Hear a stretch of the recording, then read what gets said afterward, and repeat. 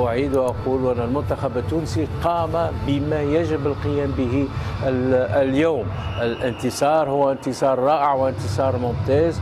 أعيد وأكرر وأقول مبروك لتونس بهذا الانتصار. هارد لك على الترجي. في النهاية منتخب تونس ينهي المشوار بفوز على بطل العالم، وبفوز على بطل العالم، ويخرج من كأس العالم الرأس مرفوع جدا في هذه كأس العالم فيفا قطر 2022. كان بإمكان، لكن بعد تدخل فيها حسابات إلى غير ذلك، فتعقدت الأمور من مباراة أستراليا. يعني منتخب تونس لو تعادل مع أستراليا فاز اليوم على فرنسا كان يكون مع فرنسا في الدور الثاني. هذا من سوء الحظ لأنه فعلا منتخب لديه ردة فعل قوية على صعيد الذهني بعد الانتقادات اللاذعة التي رأيناها، واليوم ردوا الفعل وأجابوا على المنتقدين. هذا يثبت القوة الذهنية. لسوء حظنا اليوم كان هناك مفاجأتين، أولا فوز تونس على فرنسا، والثانية هي المنتخب الأسترالي هزم الدنمارك، وهذا لسوء حظ المنتخب التونسي في مباراة اليوم. لكن أريد أن أقدم التحية لوهبي الخزري لأنه لاعب ماهر. هذا لاعب موهوب للغاية، واليوم انتظرناه سجل الهدف المطلوب. إذا تهانينا لهذا اللاعب ولكل اللاعبين التونسيين. لا أرى أي لاعب تونسي اليوم لم يقدم كل ما لديه. لما تلعب بثلاثة أولانية ضد أستراليا بصراحة اليوم أفضل لاعبين شكون؟ كشريدة والخزري اللي ما لعبوش ضد أستراليا. لما تلعب بثلاثة مدافعين المفروض تلعب بكشريدة واللاعب معلول، والخزري اليوم شاهدناه اللاعب هذا يقدم مباراة كبيرة. حتى لو بقى ممكن كنا نسجل الهدف الثاني، لأنه اليوم لعب دور كبير. تعب المدافعين خصوصا، يخرج المدافعين ما يتبعوش. شاهدنا في الهدف، كان تشوف الهدف اللي يسجله الخزري في الكرة هذه، افتكاك الكرة.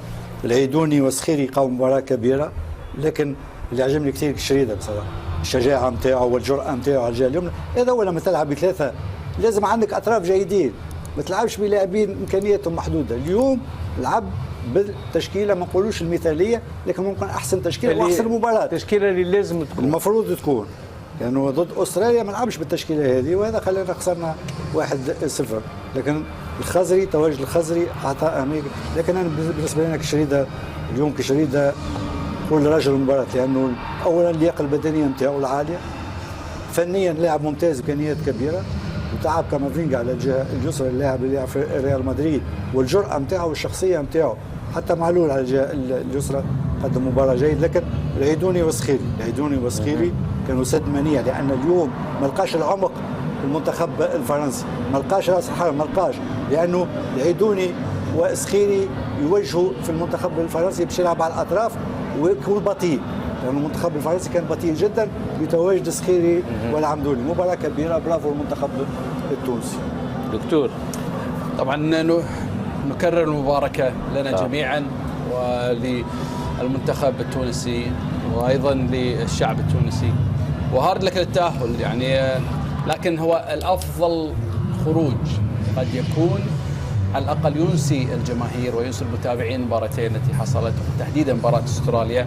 المنتخب لعب مباراة كبيرة اليوم، لعب بالفكر الواحد. الفكر الواحد هو الفوز، وليس فقط الفوز والتعادل، العمل على هذه الأمور. اليوم قدم مباراة كبيرة جدا، سواء عن تسجيل هدف عن طريق وهبي، وأيضا الجانب الدفاعي التنظيمي اللي عمله المنتخب، وحافظ تقريبا شوط كامل على الهدف، وهذا امام منتخب مثل منتخب الفرنسا. وللعلم ديشان اخذ اجراءات واجرى تغييرات ودفع تقريبا باللاعبين الاساسيين، لكن في ظل التنظيم الدفاعي الجيد وايضا الانضباط الدفاعي استطاع المنتخب التونسي ان يصل الى الفوز ويحقق النتيجه الايجابيه. اهلا وسهلا بكم متابعينا قناه الترند رياضي. نرجو منكم الاشتراك بالقناة وتفعيل زر الجرس حتى تصلكم أخبار نجوم كرة القدم أولا بأول.